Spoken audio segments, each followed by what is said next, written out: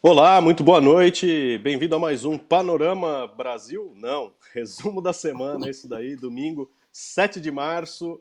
Estamos aí fazendo o balanço dos acontecimentos dessa última semana. Destaque do programa de hoje: 74% querem outros rumos para o país e só Lula vence Bolsonaro. Tema aqui no momento em que o país alcança 265 mil mortos. São os números oficiais da pandemia nesse momento. Bom, hoje eu, o companheiro Antônio Carlos Silva, vamos comentar essas notícias da semana, mas antes, fazer o pedido para você ficar ligado na nossa programação, se inscrever aqui no nosso canal, receber as notícias, acompanhar aqui a programação 24 horas no ar, mais de 7 horas diárias com programação ao vivo, o melhor do nosso acervo para você. Bom, começando com o tema de chegar lá, né? Que é o quadro da situação internacional, né, o que mostra o que pode vir pela frente. Então nós temos aqui o seguinte: Paraguai, 3 dias de protestos seguidos e os ministros já estão despencando, como é tradicional nos governos latino-americanos, né? A agitação, a comoção política nas ruas balança a comoção política nas ruas balança aí o poder do Estado e o governo, que já estava aí apodrecido, começa a se esfacelar, né? Eu queria perguntar para o companheiro Antônio Carlos se tem mais informações e uma breve análise aqui desse acontecimento. Eu queria só emendar uma coisa que eu ouvi essa semana no rádio, né?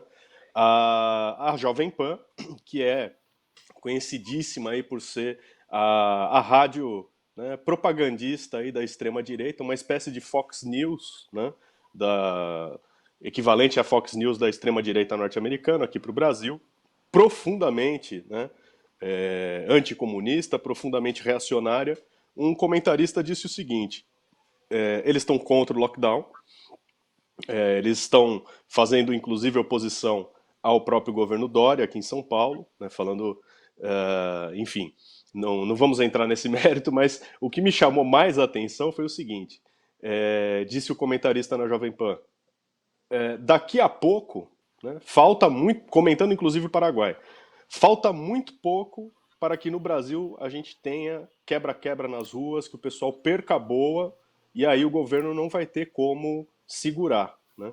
Então é interessante ver que a extrema-direita talvez esteja aí enchendo muito mais longe do que a própria esquerda.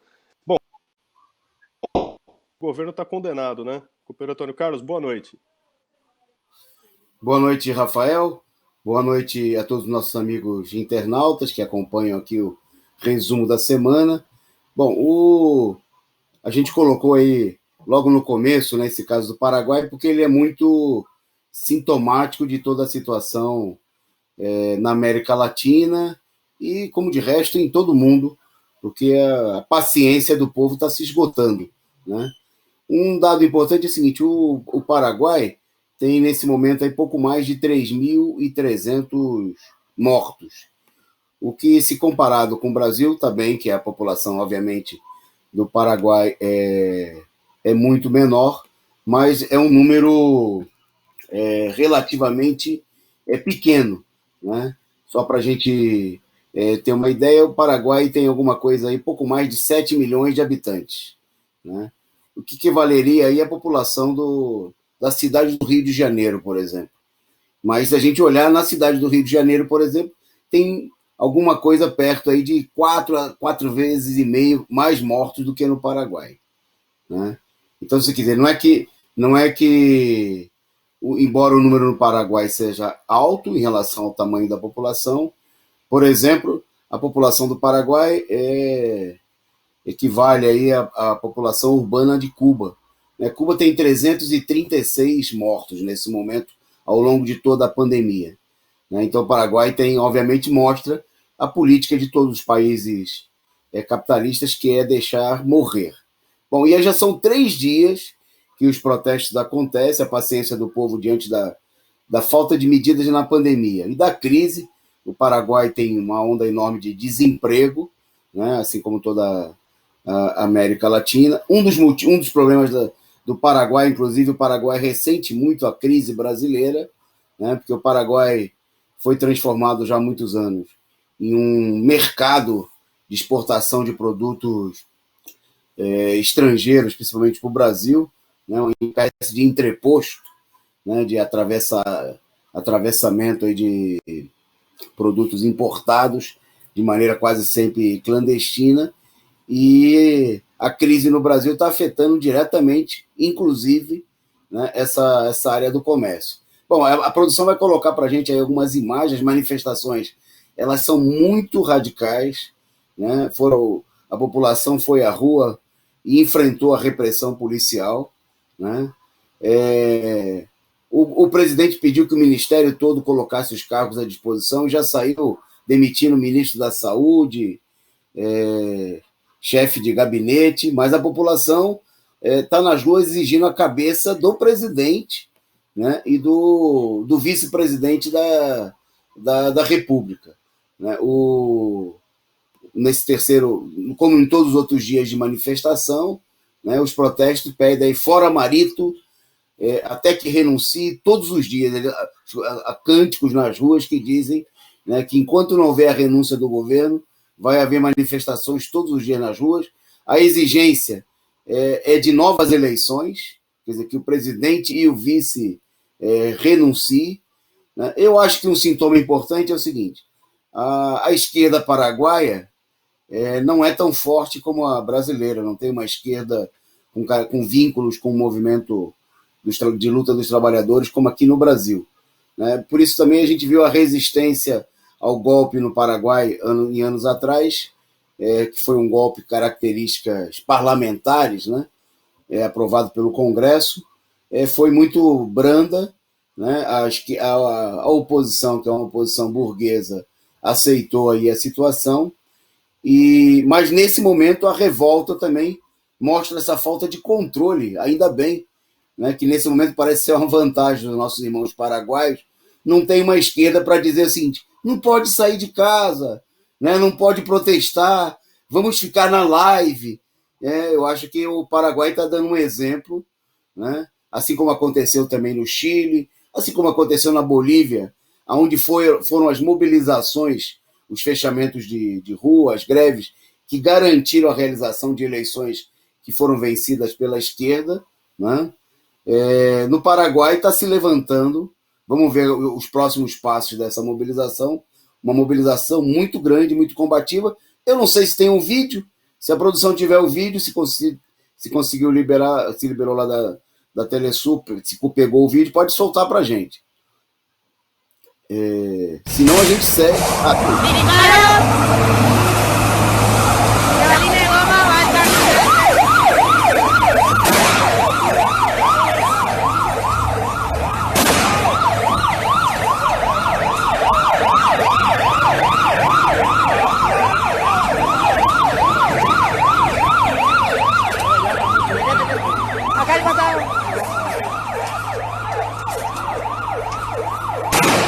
Allá al costado.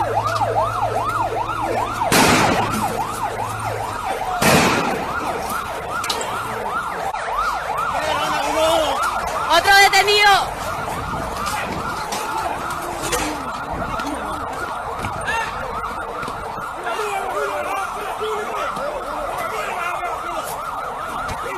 Yo estaba pacífico, gente. Yo estaba cuidando mi moto.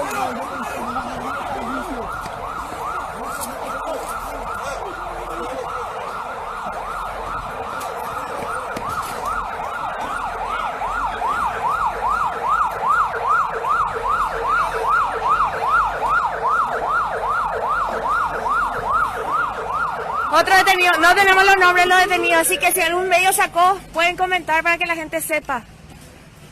No sabemos.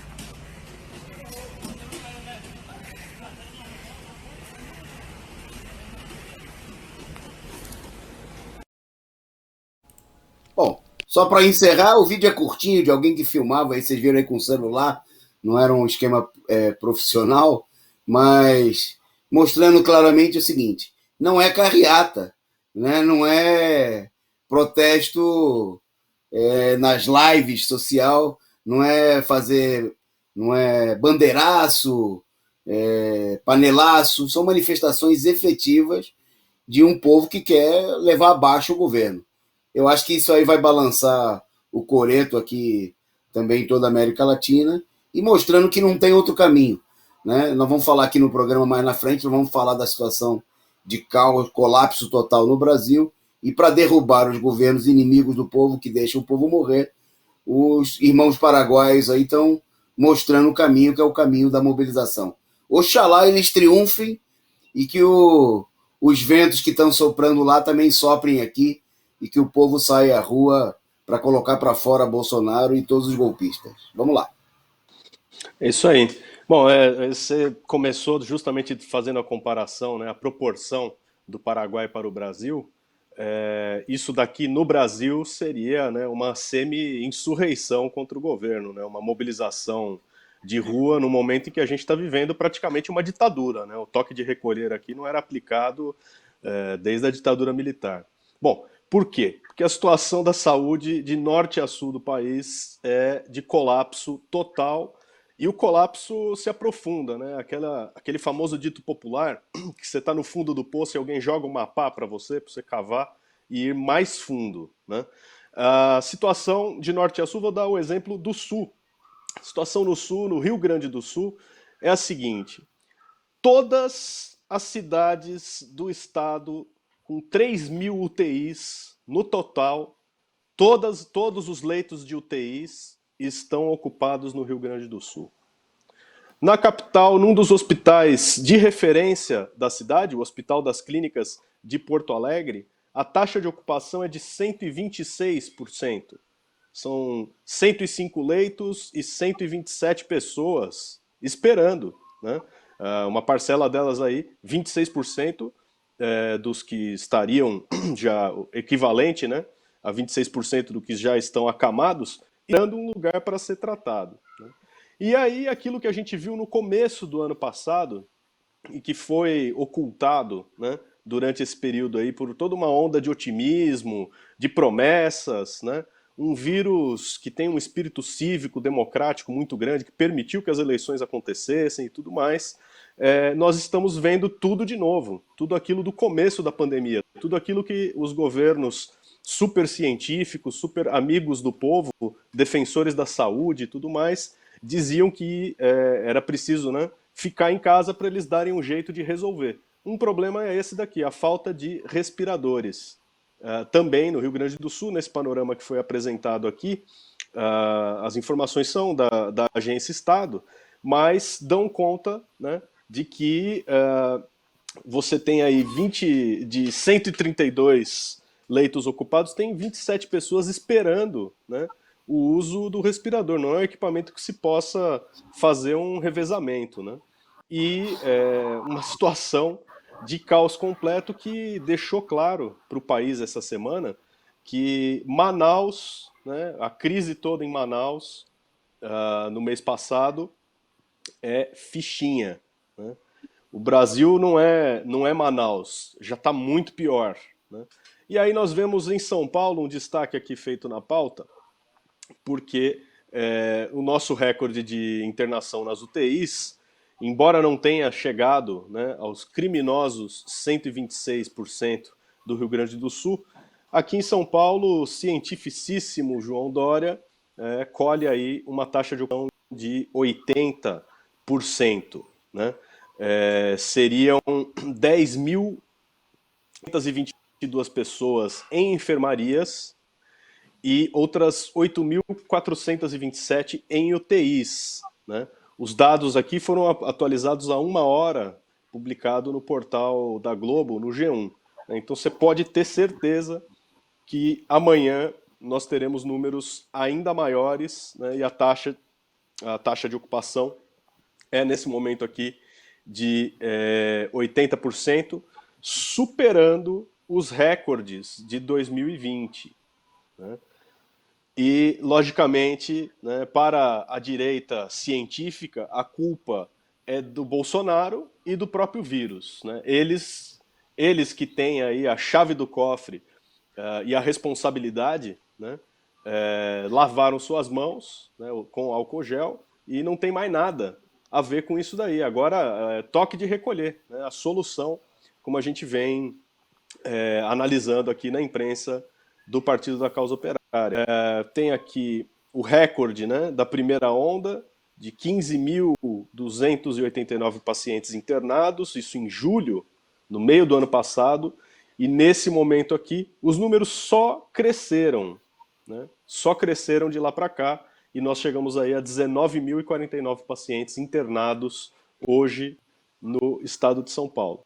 E aí, a gente já comenta a questão da vacina na sequência, só dá um destaque para a declaração do secretário de Saúde de São Paulo, Jean Gorechain, alguma coisa assim. Nós precisamos agora do apoio dos conselhos regionais da classe. Conselho Regional de Medicina, de Fisioterapia, de Enfermagem, para que nos ajudem com voluntários. Nós precisamos de ajuda porque estamos em guerra, né? Bom, é um atestado de falência total do Estado, né? E é a demonstração da necessidade, né, de que a solução da crise com a pandemia passe pela mobilização da população, né? Pela mobilização dos profissionais de saúde, pela mobilização da categoria das suas entidades de classe, pela mobilização dos trabalhadores, né, de um modo geral. É o único caminho, porque o Estado, né, já ficou evidente, né, que a máxima dos governos científicos é acabar com a pandemia esperando que morra todo mundo, né? Antônio Carlos, um comentário Rafael, sobre isso daí? isso. Eu queria, antes da gente, justamente você entrar no tema da vacina, a produção colocou aí a imagem do Dória e do secretário de Saúde, e queria comentar esse chamado cínico, né, ao voluntarismo, né, do estado mais rico do país, né, do governo que se diz científico, que sabe que o problema, obviamente, não vai ser resolvido por um problema. Eles, primeiro, é bom lembrar, né, que esses golpistas são parte daquele grupo que expulsou do país mais de 8 mil médicos cubanos, né? É bom lembrar nessa hora, quando eles falam que está faltando gente, está faltando pessoal, né? O Dória, o secretário de Saúde, junto com o Bolsonaro, são da laia, da corja, né, que expulsaram os médicos inclusive, que serviram em todo o mundo, né, brigadas cubanas que serviram em mais de 50 países, atuaram na Itália, em vários países da Europa, na América Latina, justamente combatendo a Covid. E vamos dizer, preciso tirar o chapéu, porque eles têm know-how, né? Eles mostraram Cuba com 336 mortes apenas, né? Mostrou que tem competência, né? Que tem eficiência técnica. Lembrar também que nessa semana Cuba está entrando na terceira fase de teste da vacina Soberana, um país pobre, embargado pelo imperialismo, mostrando o quanto é importante a soberania, de fato, né? Bem a calhar o nome da vacina, porque um país de capacho como o Brasil fica na dependência dos monopólios dos laboratórios internacionais, não tem nenhuma política de combate, e agora eles vêm com o aplique de dizer que o povo precisa oferecer voluntários. O governo é que tem que abrir o cofre, né?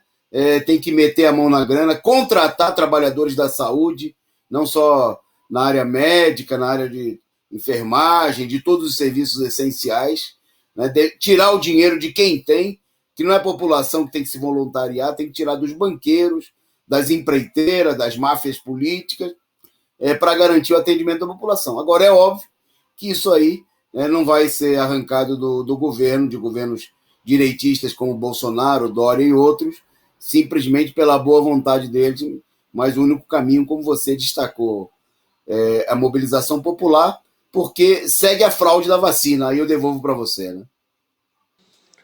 Não, exatamente. Se o governo não consegue resolver o problema, entrega a chave do cofre, né? Resolve aí para que aqueles que estão interessados em não morrer deem conta do serviço, né?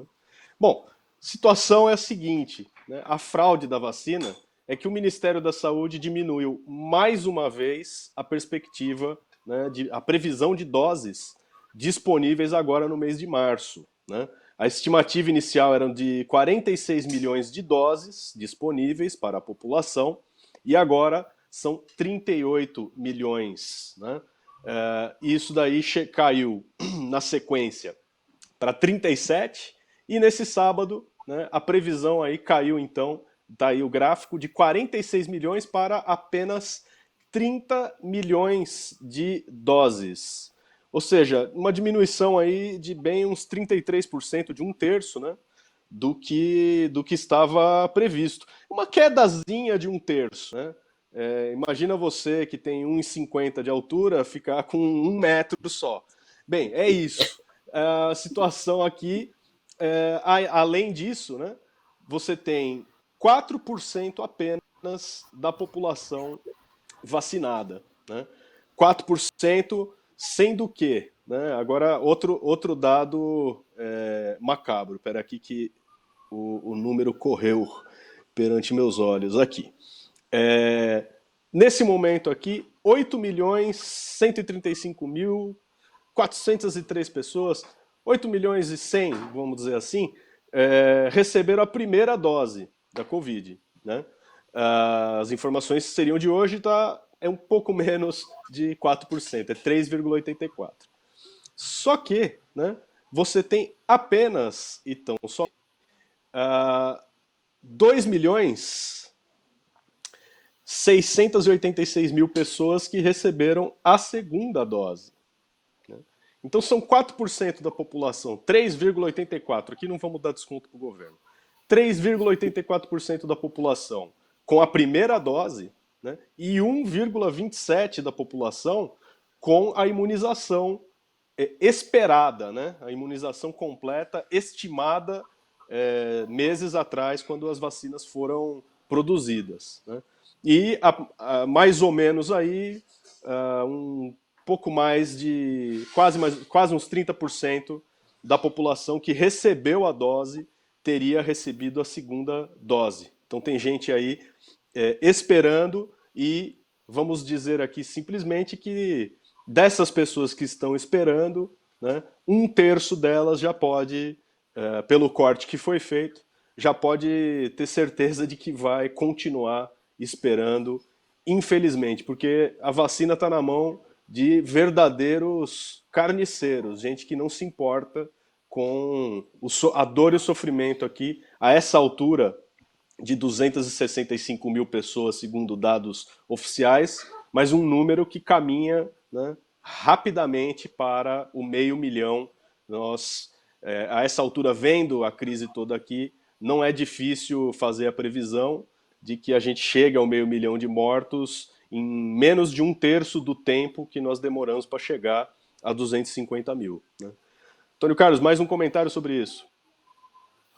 Só destacar, você, infelizmente, aqui ao longo da semana, o pessoal vai poder acompanhar aí no Panorama Brasil, no horário do almoço e no resumo do dia à noite, mais detalhes, mas o quadro que nós destacamos aqui de colapso no Rio Grande do Sul e em São Paulo, 2 estados, né, de melhores condições, digamos assim, do que Manaus, se generaliza por todo o país.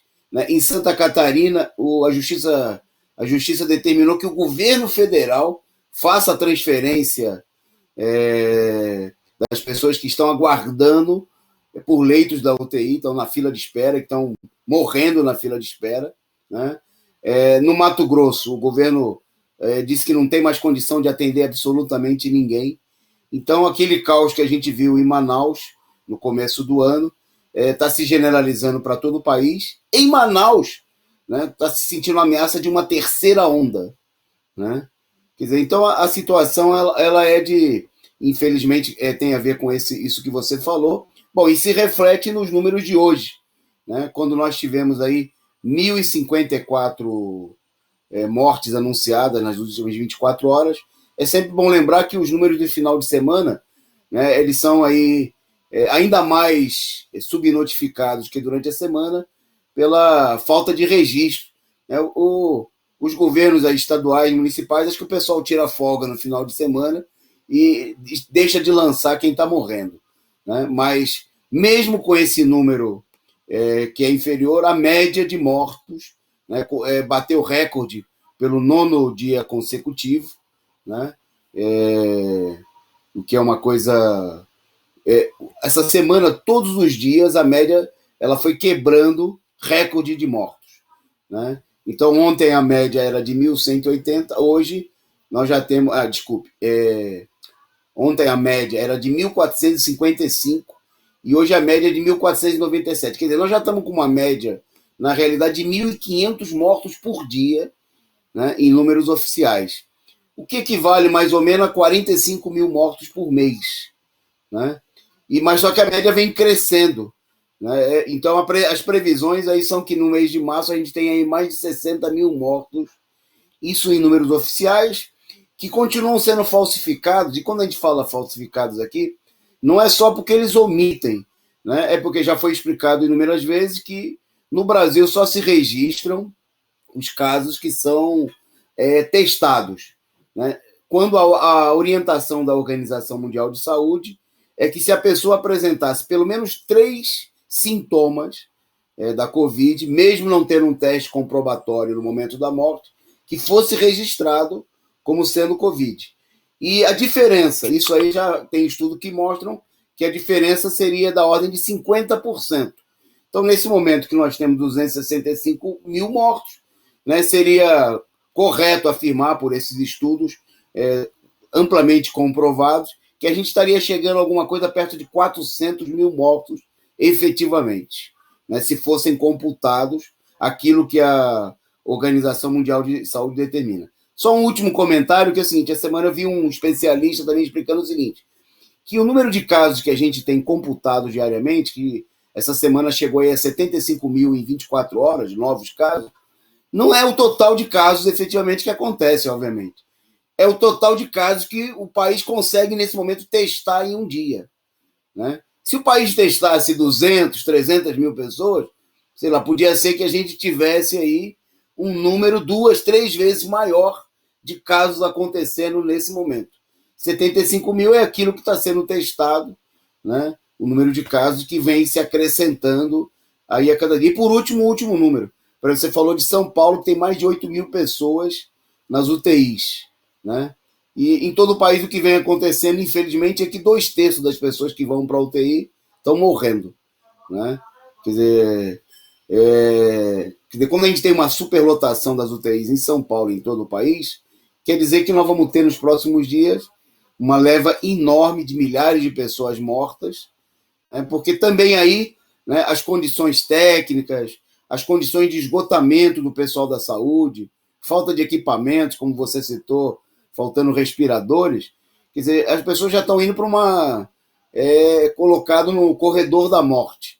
Quer dizer, a pessoa... 1/3 apenas das pessoas que estão entrando na UTI, né, na fase anterior, estavam saindo de lá com vida, e infelizmente, pelas condições que nós estamos vendo, é possível, inclusive, que essa situação se agrave. É um caos, e por isso que é preciso se mobilizar. Já passou da hora, né, de sair às ruas. Muita gente falava que era um perigo se mobilizar porque a gente podia ter baixas, né? Mas as baixas que nós estamos tendo, quando eles dizem que é uma guerra, né, eles tentam dizer que é uma guerra contra a Covid. A gente viu aí a palavra do secretário de São Paulo. Na realidade, é uma guerra contra o povo, né? Eles estão matando o povo, é uma guerra, mas o povo está desarmado, indefeso, e nesse momento nem protesta, né, porque a esquerda tem se colocado contra, efetivamente, né, que haja protestos de verdade aqui no Brasil. Vai lá, Rafael. É isso aí. Bom, antes de eu passar para o próximo ponto de pauta aqui, só fazer o convite rapidinho para você que não conhece ainda, ou para que você que já conhece não perder, né, não deixar de ficar ligado na programação aqui da imprensa do Partido da Causa Operária, particularmente agora um destaque para o Diário Causa Operária, nosso jornal diário na internet. Você acessa aí em www.causaoperaria.org.br. Todo esse balanço, todas essas oscilações, as informações, a análise, a polêmica em cima do lance, você encontra lá no Diário Causa Operária. Bom, essa daqui é notícia desse final de semana. Bolsonaro multiplica por 10 o número de militares no comando das estatais. Eles estão aí em 120 né, estatais, 61% dos órgãos, né, das empresas ligadas ao Estado, dentre os quais as principais, né, Eletrobras, Petrobras, Banco do Brasil, Caixa Econômica Federal, BNDES, todas as 69 subsidiárias da Eletrobras, né, a Petrobras, os Correios, né, todos eles aí com um número crescente de militares no seu comando. A gente viu, inclusive, no ano passado, aqui no próprio panorama, no próprio resumo da semana, o número que flertava e passava até o número de militares nos ministérios, né? E agora aqui a gente está vendo o porquê da enorme queda de braço que existe no país diante do problema das privatizações, né? Essa exigência aí do imperialismo e de setores, né, da extrema-direita neoliberal que animam aí o governo Bolsonaro, mas que encontram aí nessa disposição, né, dos militares de não largar o osso, né? Então nós temos aí um gigantesco cabide de emprego que, para os neoliberais, né, é preciso se livrar do cabide e, para nós, né, que lutamos pelo poder dos trabalhadores, é preciso se livrar dos que estão pendurados no cabide, né? Não vamos jogar fora aquele que é o patrimônio do país, o patrimônio do povo brasileiro, construído, né, com o suor do trabalhador brasileiro. Bom, a notícia que aparece na Folha de São Paulo fez esse levantamento, dá aí todos os detalhes, né, das chefias dos cargos de responsabilidade, né, chefias em várias empresas. Quer dizer, não é só, né, que você tem aí alguns militares bem instalados aí em cargos bem remunerados, né? Eles fazem parte da estrutura de administração das maiores empresas do país, né? Estão lá para garantir o seu, né? No mínimo. Antônio Carlos, um comentário sobre isso? Só breve. No nível geral, um estudo feito aí mostrou que nesse momento tem 13 mil militares, né, em cargos desde os níveis mais iniciais dos DAS e confiança, né? É um número maior do que militares ocupados durante a ditadura militar, né? Além da maioria dos ministérios, a presidência e a vice-presidência da República, né? Apesar de que o Bolsonaro vem negociando aí cargos aí com o chamado Centrão, né? Fica evidente que o principal partido é o governo, é o partido militar, né? O partido que está aí montado numa enormidade de cargos, e cai por terra a ideia de que os militares seriam, muita gente, inclusive na esquerda, chegou a vender o peixe podre, que os militares seriam nacionalistas, e eles não permitiriam, primeiro diziam que não ia permitir o golpe, né? Depois tinha toda uma série de declarações que não permitiam a entrega do país nessa profundidade. Estão mostrando aí que eles são tão integristas quanto os outros partidos. O partido dos militares, né, é tão integrista quanto o DEM, PSDB, MDB, e como você falou, o que eles procuram oferecer aí tem uma resistência que é a negociação das condições para a entrega, né? Mas eles estão destruindo tudo isso aí, como a gente vê no caso da Petrobras, por exemplo, que agora vai ser ocupada, a presidência vai ser ocupada por um general também, como é o caso dos Correios, da rede Eletrobras, que você falou. E eu vi um meme hoje que comentava, né? Quando a Petrobras estava sendo destruída, roubada, né, como fazia a campanha à direita lá em 2016, 2015, para derrubar a Dilma, a gasolina custava R$ 2,70. Né? Hoje que eles limparam a corrupção da Petrobras, né, que eles acabaram com o petrolão, toda essa conversa fiada da direita, nós estamos pagando quase R$6, né, num litro de gasolina, né, ninguém aguenta mais, né, a situação é insustentável para toda a população, mostrando aí a política, e tudo isso, obviamente, é para favorecer o lucro dos artistas, ou seja, os especuladores internacionais, que são os detentores das ações da Petrobras, e os generais, os militares, estão aí para garantir esse lucro. Para o povo, nada, né? E para o capital nacional, tudo. Quer dizer, militares totalmente entreguistas, né? Estão aí à frente da Eletrobras para promover a privatização da empresa, que já foi encaminhada aí pelo Bolsonaro ao Congresso Nacional, e esse tem sido aí o papel em uma situação que eles estão levando o país ladeira abaixo. Vai lá, com você.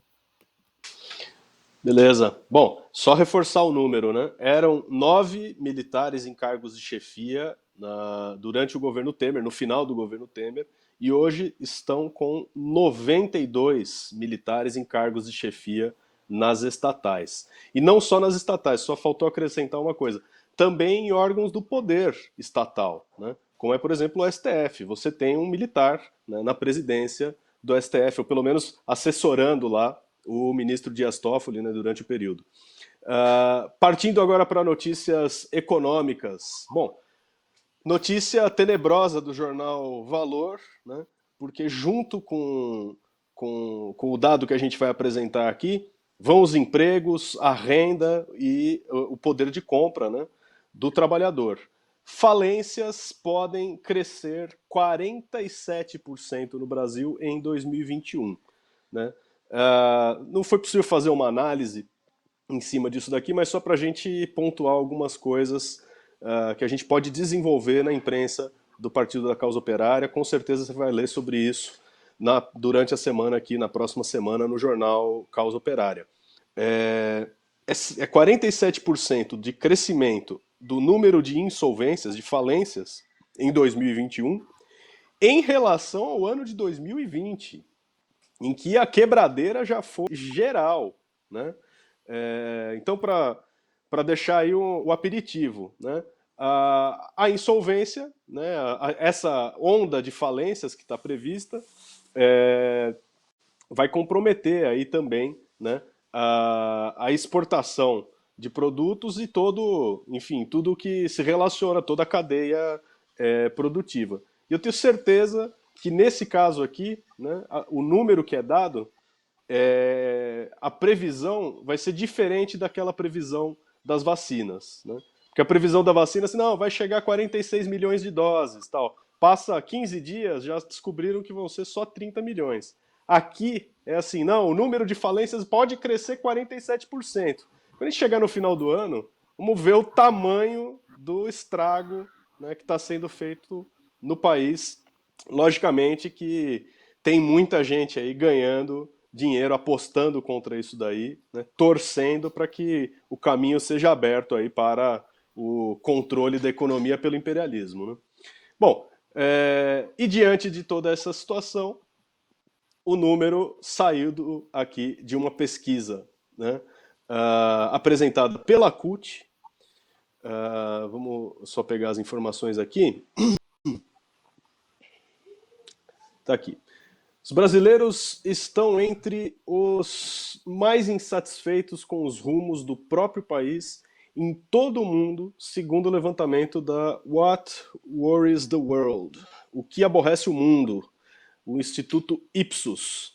No Brasil, 74% do país acha que o país está indo no rumo errado, né? É muito mais do que...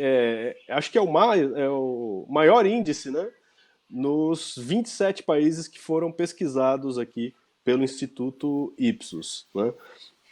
A média mundial é de 64% dos demais países, que resta aí com um alerta para a burguesia mundial. Basta ver o caso aí do Paraguai, né, pegando a ponta mais fraca da corda, o número, né, de insatisfação generalizada no mundo todo, né? Bom, o quadro, segundo a pesquisa apresentada aqui pelo site da CUT, sobre as preocupações, né?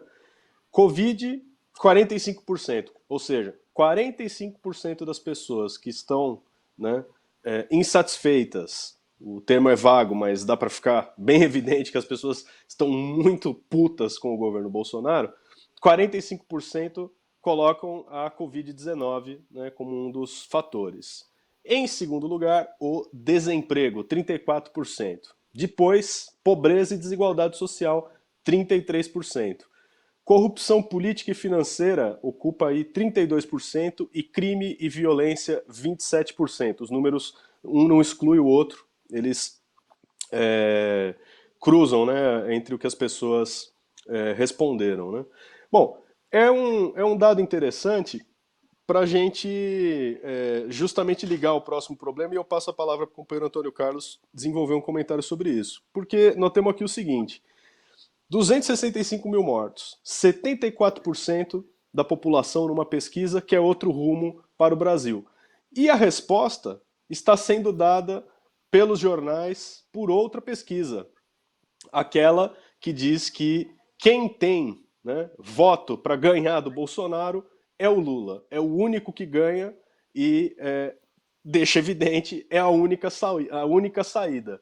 Então eu pergunto, caminha para que a votação do Lula também expresse essa insatisfação popular? Quer dizer, o Lula que tradicionalmente aí oscilava, né, dos 40%, 50% da votação no segundo turno, será que a coisa chega a 74%? Porque potencial tem, né, companheiro?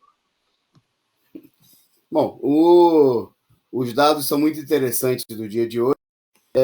Queria até apresentar para os nossos amigos internautas duas maneiras como o problema apareceu na imprensa. O Estadão anunciou: Lula supera Bolsonaro em potencial de voto para 2002. Né? Mostrando aí como se fosse, tem o Lula, tem o Bolsonaro. Bom, e aí o UOL, né, uma outra maneira de apresentar o problema, só Lula poderia superar Bolsonaro, mostra a pesquisa. Né? Vocês vão ver, a produção vai colocar para a gente da pesquisa, o gráfico, e é muito importante a conclusão. Aí o título da UOL me parece bem mais acertado, que mostra o seguinte: está acontecendo exatamente aquilo que um amplo setor da burguesia gostaria que acontecesse, que é o desenvolvimento da tendência à polarização política no país. Né? De um lado, a burguesia dando claros sinais que tende a se agrupar em torno do Bolsonaro, né? Abandonando a perspectiva de retirar o governo, mesmo em meio a esse imenso genocídio, né? A essa enorme onda de morte, e onde há acusações do Bolsonaro contra o Bolsonaro, da responsabilidade do Bolsonaro, mas fica evidente que a burguesia não está disposta a mover nenhum dedo para reverter essa situação. Bom, e por outro lado, na medida que cresce a revolta da população, como os dados que você apresentou aí da pesquisa da Ipsos, mostrando que 70%, quer dizer, 3 de cada 4 brasileiros estão insatisfeitos. Eu não diria que os outros eles estão satisfeitos. Né? Eu diria que eles não responderam na pesquisa, segundo a pesquisa, né? Se a gente considerar que a pesquisa tem alguma credibilidade, quer dizer, não chegaram ao ponto de dizer que os rumos do país estão... Quer dizer, que o país, na realidade, está fora de rumo. Né? Está indo o rumo é ladeira abaixo. Bom, e nesse sentido, vai ganhando força aí a liderança, né? Aquele que é a maior liderança popular do país,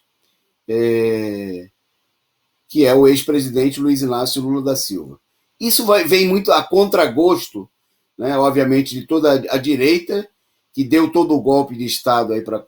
A gente viu aí, essa semana também, nós tivemos aí, se acrescentaram novas provas da armação da Lava Jato em torno do Lula, né, inclusive com o vazamento, a divulgação pela defesa do Lula, da manifestação da juíza e de procuradores, que a presidenta à época do STF, a ministra Carmen Lúcia, interferiu diretamente e de maneira ilegal para que não fosse cumprida a ordem de colocar o ex-presidente Lula quando houve a expedição de um habeas corpus. Vocês devem estar lembrados que, em meio à prisão do Lula, num determinado momento, o juiz estava de plantão num final de semana no TRF4, o desembargador que estava respondendo, ele deu ordem de soltura. E se repete muito um ditado de que ordem de juiz não é para discutir, é para cumprir. Bom, mas para o Lula não valeu nada disso daí. E por horas a medida foi discutida e foi descumprida, né? E os vazamentos mostram que para essa ilegalidade do descumprimento da ordem, interferiu, inclusive, a ministra, a presidenta do STF, que ligou para o ministro da Justiça, né, que comandava a Polícia Federal, e a Polícia Federal, de maneira totalmente ilegal, inconstitucional, violou aí a norma, até que eles conseguissem dar um jeito para que o presidente do TRF4 cancelasse. Bom, mas aí a pesquisa, que a produção vai colocar aí a imagem para a gente, ela aponta o que eles chamam de potencial de voto nesse momento, né? E vocês veem aí, assim, tinha a faixinha em azul de cada um dos possíveis candidatos apresentados aí nessa pesquisa, eram as pessoas que estariam com certeza ou poderiam votar em cada um dos candidatos. Então, o nível daqueles que optariam por Lula, entre com certeza e poderiam optar, já está aí em 50%. Enquanto do Bolsonaro, que é seria o segundo colocado, 38%. Né? Bom, como toda pesquisa, a gente tem que colocar tudo sobre uma ótica de bastante desconfiança, né? Eu diria que provavelmente aí é provável que o índice das pessoas que votariam no Lula fosse muito superior a esse, né, diante da situação de descontrole geral da situação. Bom, aí vocês têm aí números de outros possíveis candidatos, né? Tanto da direita como o Sérgio Moro, 31%, Luciano Huck, 28%, João Dória, 15%, né? E da esquerda, como o caso do candidato, o pré-candidato reserva do PT, aí, o Fernando, né? Que tem merecido aí um amplo apoio da burguesia, no sentido de divulgar aí a sua pré-candidatura. O Ciro Gomes, né, que na semana passada nós divulgamos aqui, falou que o principal papel dele é tirar o PT do segundo turno. Né? Fica aí que se o Lula for candidato, vai ser difícil, o Ciro Gomes não vai ter voto nem para cumprir nenhum papel nem parecido com isso daí, né? Sendo o Lula candidato. A Marina Silva está aí também. Bom, tem o Mandetta e tem o Boulos, né, que generosamente a burguesia gosta muito dele, né? A gente viu aí o enorme esforço que fizeram para colocá-lo aí no segundo turno em São Paulo, mas que mesmo nessas condições de enorme amor por parte da imprensa golpista, ele aparece aí com 20% do potencial de voto do Lula, que obviamente está minimizado. É bom lembrar que o Lula, em agosto de 2018, quando ele ainda estava lá com o registro de candidatura sendo questionado, ele estava, era o trabalho de cassação da sua candidatura, o Lula tinha mais de... A intenção do voto no Lula era mais do que a soma de todos os outros candidatos. Né? E justamente tiveram que prender e tirar o Lula das eleições porque ele ia ganhar no primeiro turno. Eu acho que é muito previsível que essa seja a tendência nesse momento. Né? Por isso, né, nosso partido, o PCO, nós discutimos, inclusive, numa reunião, né, da direção do partido nesse final de semana, vamos jogar peso aí para intensificar nas próximas semanas a campanha, lançando aí mais de 500 mil de panfletos por semana nas ruas, né, jogar toda a força pela campanha, pela restituição dos direitos políticos do ex-presidente Lula, pela anulação da criminosa Operação Lava Jato, né, e pela candidatura do Lula, por Lula candidato e Lula presidente. Isso tem que ser feito como parte da luta contra toda essa situação que nós estamos vendo. Né? Quer dizer, Lula ele expressa essa rejeição. Eu diria que é muito provável que, se o Lula não tem os 74% daqueles que dizem que querem mudar o rumo do país, ele deve estar muito perto disso, porque todo mundo sabe que não vai mudar o rumo do país um Sérgio Moro, não vai mudar o rumo do país, um João Dória, né, que seria necessário um candidato da esquerda.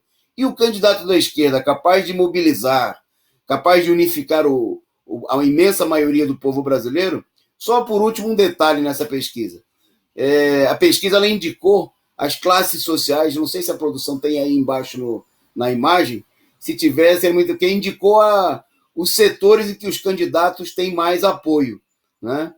E o Lula aparece realmente como ele é, um candidato do povo mais pobre, né? Então ele tem ampla maioria entre a população que ganha até um salário mínimo, né? Entre as pessoas de menor escolaridade, né? Entre as pessoas de menor renda, de menor escolaridade, mais de 71% de tendência de apoio na região Nordeste.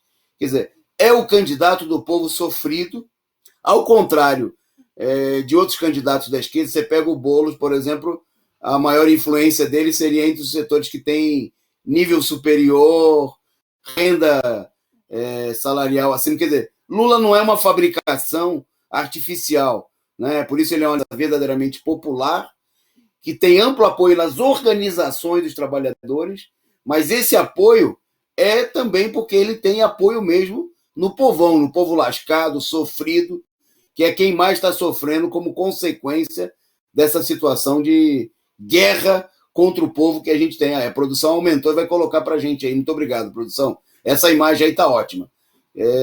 Rapidamente, só para a gente... Aí, está aí, ó. O candidato tem maior apoio.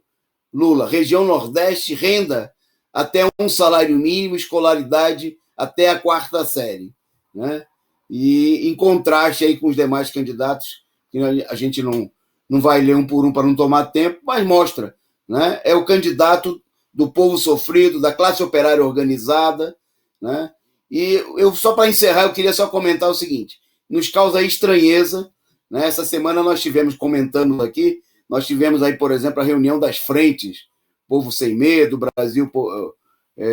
Frente Brasil Popular, que os dirigentes dessas entidades, ao contrário das suas bases, né, os dirigentes do MST, da CUT, do povo sofrido, não vejam isso aí e não coloquem como uma urgência, uma necessidade de primeira hora, sair às ruas, né, para defender os direitos políticos do Lula e defender a sua candidatura. Agora, a boa notícia é que o Lula, mais uma vez, se manifestou. Se me quiserem como candidato, né, eu estou aqui como um jovem, ele anuncia ter 75 anos, vou ter só 77 em 2022 e estou à disposição do povo brasileiro. Ele fala literalmente, né? Não preciso necessariamente ser candidato a presidente, porque já fui. Mas estou com ótima saúde. O Joe Biden, que é mais velho do que eu e governa os Estados Unidos, em 2022 eu terei apenas 77 anos, um garoto. Então, se quando chegar o momento os partidos de esquerda entenderem que posso representá-los, não tenho problema em ser candidato. Né? Tá aí a declaração do ex-presidente Lula. Só um comentário a mais sobre a pesquisa, porque a gente está quase caminhando para o encerramento. Não é só que o Lula é o único que supera o Bolsonaro. Né? O Lula é o único o potencial de voto supera a rejeição que existe ao nome dele. Todos os demais são mais rejeitados, né? Tem um número maior de rejeição do que de intenção de voto, né? As pessoas que disseram à pesquisa que votariam com certeza ou que poderiam votar. E dos que têm a rejeição, que é a resposta direta, né? Eu não votaria de jeito nenhum. O Lula é o que tem a menor taxa de rejeição de todos os nomes apresentados na lista, né? E realmente tem esse problema aí da disputa em determinadas categorias de idade e de renda, né? Curiosamente, entre candidatos da direita e candidato que se diz de esquerda, né? Então, vamos acompanhar aí para ver para onde vai, né, essa confusão toda.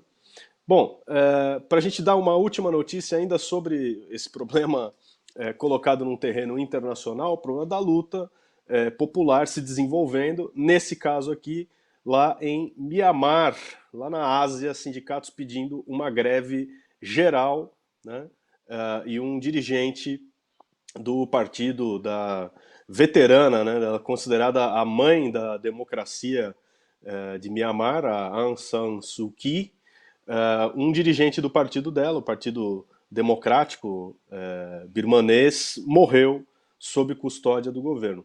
É curioso lembrar esse caso aqui porque, embora ela seja aí, né, a mãe da democracia birmanesa, o país vive uma ditadura militar há muitos e muitos anos aí, com a pressão e o controle do imperialismo. E só na última década, na década passada, em que nós vimos aí o breve alvorecer da democracia birmanesa, que não durou um mandato, não durou 2 mandatos presidenciais, foi sufocada novamente por um novo golpe militar. Bom, é o caminho para a mobilização, né, nesse caso aqui, numa situação radicalizada, né? Lá, logicamente, a ditadura militar, o problema político se colocou em primeiro plano, mas você tem também a notícia aí de protestos contra a política de lockdown, né, pelo mundo afora, e a notícia dada pela imprensa, dada pela Globo, né, que está torcendo para isso, diz que a direita está canalizando a insatisfação, né? Para a imprensa capitalista, para os donos, né, para o monopólio da opinião pública no Brasil, é melhor fazer propaganda de que a direita tá se beneficiando, né? Só que vamos ver quanto tempo dura, né, essa propaganda aqui de que quem está contra, né, o lockdown é de direita, né? Tem muita gente na esquerda que acredita, né? Mas dá para ver aí que, da mesma maneira, né, que a ignorância da direita aqui no Brasil contra a população, há ignorância e violência aí com relação ao fechamento, com relação à política que governos estão aplicando aí na Europa e pelo mundo afora, né? Comentário sobre isso para a gente ir caminhando para o finzinho, só falta mais uma nota. Antônio Carlos, Ok. isso aqui, Eu queria... juntando com o que a gente está vendo no Paraguai, juntando com o quadro nacional, está deixando muito claro que o mundo está caminhando para uma convulsão no meio da pandemia. É um cenário que não é difícil comparar com o que o século XX viu em relação às guerras mundiais, né? Dada aí o alcance da crise. Logicamente, não morreu tanta gente quanto nas guerras, a mobilização, a relação entre os países não é tão grave, não é uma guerra, mas, né, nós estamos vendo aí os princípios, né, os sinais aí de que o povo não vai aguentar calado isso daí por muito tempo não, né? Com certeza. E essa semana aí a gente viu aí protestos em Viena, e só para a gente ver, só para dar exemplos que mostram que a coisa se espalha pelo mundo, e ao mesmo tempo teve na Argentina. E também em São Paulo, protestos contra o fechamento proposto pela direita. E aí a esquerda se confunde dizendo o seguinte: mas é a direita que está à frente disso daí, né? Aqui no Brasil se fala muito, são os bolsonaristas na rua para protestar contra o lockdown do Dória.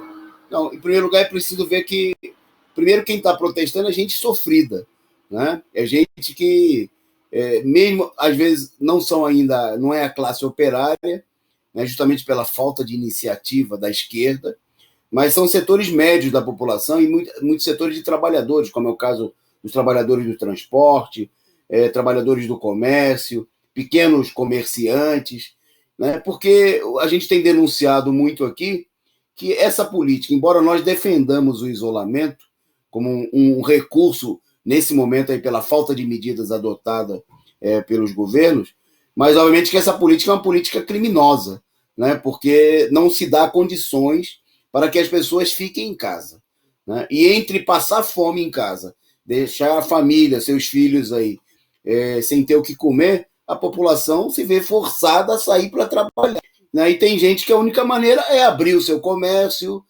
dirigir o seu automóvel, e essa política de lockdown, da maneira como é implementada pela direita, é uma política igualmente criminosa, né, contra a população. Então é preciso denunciar isso daí, e o papel da esquerda seria canalizar esses protestos para uma efetiva mudança, né? Quer dizer, para a luta no Brasil, por exemplo, pelo fora Bolsonaro, fora Dória, e fora todos os golpistas, Lula candidato e Lula presidente. Antes de passar para você anunciar o último tema, né, fazer uma propaganda importante atividade de amanhã, eu queria destacar, agradecer aqui os superchats que a gente recebeu aqui ao longo do nosso programa. Ainda dá tempo, se você não contribuiu, pode sacar aí do seu cartão e contribuir, mandar a sua contribuição. Agradecer o Leon Trotsky, né, que mandou aí seu sticker, o Reflexão Sempre, a companheira Carla Silva, sempre participando aqui, diretamente lá da Europa e contribuindo com o nosso programa. Sou eu, muito obrigado aí a todos vocês pelos superchats, pelos stickers, né, pela contribuição para sustentar esse canal combativo revolucionário. E você que está ainda não contribuiu, ainda dá tempo, pode seguir os bons exemplos que foram dados por esses companheiros e contribuir com a gente. Vai lá, Rafael, para você terminar. Isso aí. Bom, 8 de março, né, o Dia da Mulher, um dia estabelecido na história mundial pela luta da classe operária, né, pela social-democracia, pelo Partido Operário, né, do século XIX, e desde então. Amanhã vai ter manifestação, sim, em São Paulo, às 15 horas, na Avenida Paulista, um chamado aqui do coletivo Rosa Luxemburgo, coletivo de mulheres do PCO, que vão às ruas, né, levantar a defesa da mulher, a defesa das suas reivindicações, dos seus interesses, num momento em que um dos destaques macabros, né, juntamente, né, com o crescimento da demagogia, né, o crescimento da demagogia para encobrir, né, o crescimento aí do número de denúncias, né, de vítimas da violência. 105 mil mulheres denunciaram a violência em 2020. E a Damares, né, uma vez empossada aí como a sinistra ministra reacionária da mulher, coloca aí que, bom, um dos problemas é a pandemia, né? Bem, companheiras convidadas a participar da manifestação nessa segunda-feira. Nós temos também atividades que vão acontecer por transmissão, né? O nosso ato será à tarde, mas há debates, você acompanha a informação no portal aqui, no nosso jornal diário, causaoperaria.org.br, e você fica ligado na Causa Operária TV, porque vamos transmitir por aqui. Então, veja as informações, participe, acompanhe a programação especial aqui do 8 de março. É isso aí, nosso resumo da semana. O companheiro Antônio Carlos quer dar uma palavrinha para a gente encerrar? Então, não, é só para lembrar. Beleza. Não, as companheiras de Brasília. Vai lá. As companheiras de Brasília vão às ruas às 9 horas, lá na Praça Zumbi dos Palmares, perto da estação rodoviária, também convocadas pelo coletivo de mulheres Rosa Luxemburgo, né? E que o dia seja de luta, né? As mulheres tomem a iniciativa na luta pelo fora Bolsonaro, né? Fora todos os golpistas. Lembrando que as mulheres são as mais atingidas por essa situação. Veja-se o caso aqui de São Paulo, né? O crime aí do Dória de manter as escolas abertas, que é a mesma política que o Ibanez está procurando implementar lá em Brasília, o que representa um ataque direto às mulheres, que são mais de 80% das trabalhadoras da educação. Um abraço, boa noite e uma boa semana de luta para nós todos. Boa noite.